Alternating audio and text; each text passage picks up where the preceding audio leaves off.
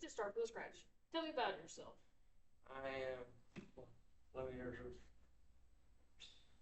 Thank you for taking this time for me to be able to come out and do this interview with y'all.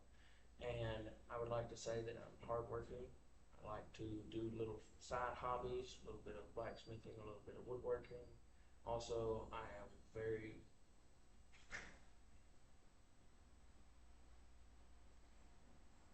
proud in what career that I've chosen to do. Yeah. And I am willing to learn to take on the next steps of this career that I've chosen. And the three things that I will be bringing to this job is work ethic, coming in early, and being able to do the job at hand. Is for sure.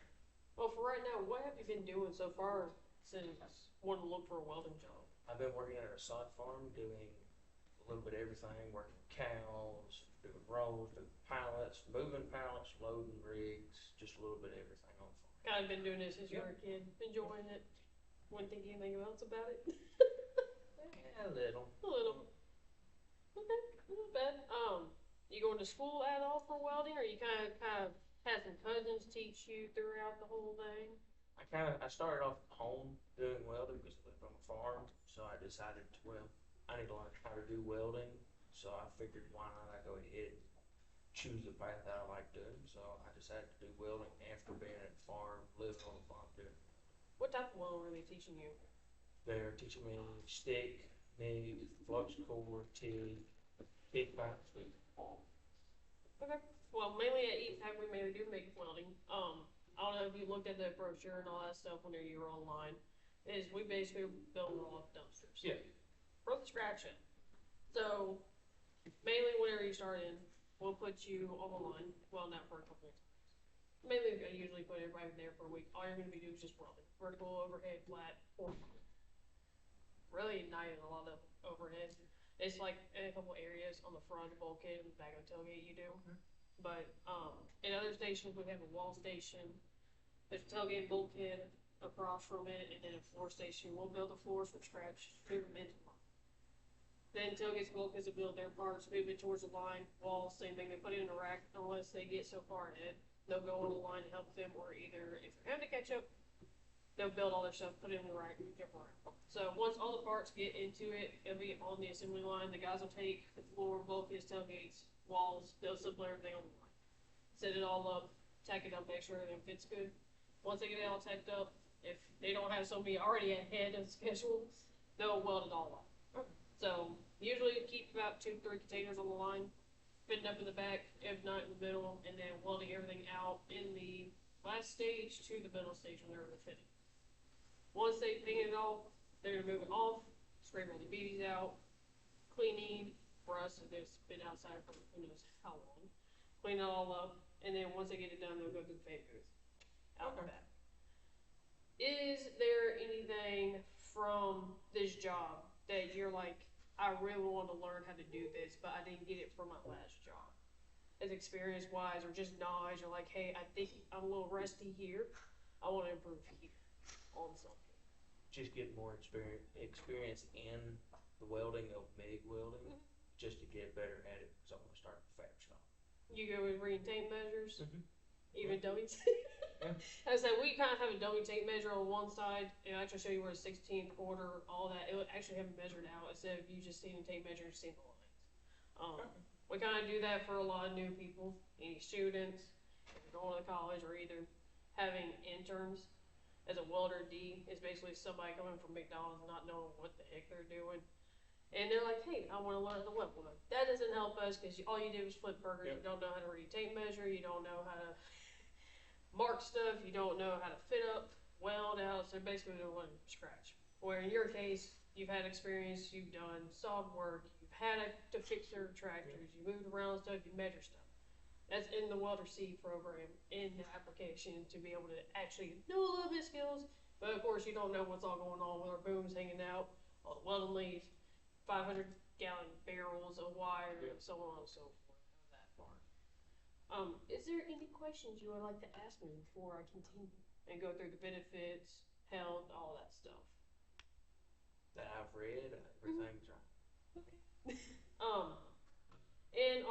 program, and I'll also give it to you after we walk out and kind of view the plant, is we have a 401k. We have dental, vision, health. You don't have to get the whole package if you don't want to, but if you do, it's about, and we get paid every 2 weeks. It's about $250 for you and the spouse. If it's just you alone, it's about $120 every 2 weeks. Okay. So compared to other places, it's not that bad. It's But very good. decent. Yeah, 100%. We have a 401k. The company matches you 5% for whatever you put down.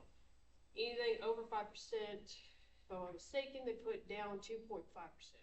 If you do 2% or higher, they just won't match it, but they'll match 5 to 5 if you end up picking that.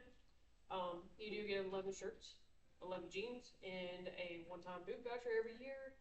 Your first boot voucher would be $150, and then after a full year, every other time is $250. Do you have your own welding supplies? Yes.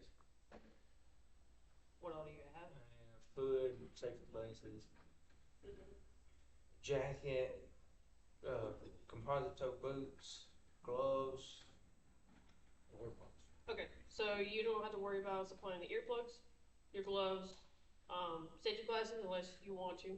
Like I wear mine. I like Oakley's. I like tinted glasses. We do have supply tinted glasses and just regular clear glasses. Earplugs we do too. We have the hard ones or the soft ones that you can crumple up or in your ear. Okay. Basically make pliers, tape measures, paint markers. We're supplying it also, so you don't have to come out of the pocket and pay for all of that. Trying to think of anything else. This is a little. It's not really off topic, but EPAC, they have a little convenience store. So we sell shirts, hoodies in the wintertime. A lot of guys don't want to wear their long sleeves. It gets too hot or gets super sticky. Yeah. If you want to buy a hood, you can buy a hood from us. Unless you want to go out somewhere and pay $40. I think our hoods are $22 Okay. right now, which is not bad. With their 401k, dental health. The other thing, tennis balls. We are super big on. I don't know if you've ever been through a point system before. No. No. Okay. So what ends up happening is we put you down for a 60-day evaluation. Not saying you're not going to get hired. You're going to obviously get hired. So in that 60 days of doing it, you're going to have a 45-day review, seeing how you're doing, where you're at, and then we have notes on there saying, okay, you need to improve here. You need to work on speed, accuracy, remembering measurements. Kind of got like a whole list. And I'll highlight a whole bunch of stuff on there and add notes to the side if I feel like you're growing in certain areas and not. Okay. Also, throughout that 45-day evaluation, if you're doing really good, you're on point, you're catching up really good, you could end up going to your next tier in the welding. You can bump up to a B and get about 75 cents to a dollar raise more. And then we'll just keep on working through that until you can get to the top A tier, which is top dog. Not bad. But following that point system goes along with going up with the tiers. So before your 60-day evaluation, if you miss a whole day, that's a whole point. If you miss a half a day, that can be not coming in on time and coming in before 10 o'clock. It's a half a point. If you had to leave after 10 o'clock for the rest of the day, that's a half a point. If you're less than 15 minutes late, it's a quarter point. And that's pretty much all my attendance points. Okay. So it's a little hard. It's a little tricky. A lot of people say it's unfair, but Southwire and I know another place is pretty much that strict. So, Okay. I would say if you're not used to having good attendance, struggling if you have people have parents, all that stuff, animals, just be mindful. You got 2 unplanned vacations you can use for emergencies, and then you have 8 days of vacation. Okay. They used to have it for just 2 full weeks of vacation. You couldn't use anything at platform. If you had an emergency, you had to have a 48-hour notice to put vacation. So last year they ended up changing it where you had 8 days of vacation and then had 2 days of unplanned. So basically you could use a 4-hour increment with full 8 hours of that day for the emergency. If something really bad happened. Plus side about that also is worst case scenario. If you ended up having perfect attendance for 3 months. We basically go through 4 quarters, April, January, February, March. Every 3 months, if you have perfect attendance, you can get a free $100 bill and end up getting flex time. what that flex time is you basically get free 4-hour vacation. Throughout the whole year, you can get 2 full extra days of vacation time. If you think about that, where it's not like the unplanned, you can actually use those in hour increments. So you end up being late 15 minutes. You can take an hour, you have 7 hours of vacation time. You can still use, and it's not killing your unplanned if you gotta leave maybe need. So there's a little bit of pros and cons. It is what it is. Unfortunately, we try to have good employees with good attendance to not drag everybody else down into the pits, but it is what it is. You got any more questions before we go out? No? Alright. Head out and go do it.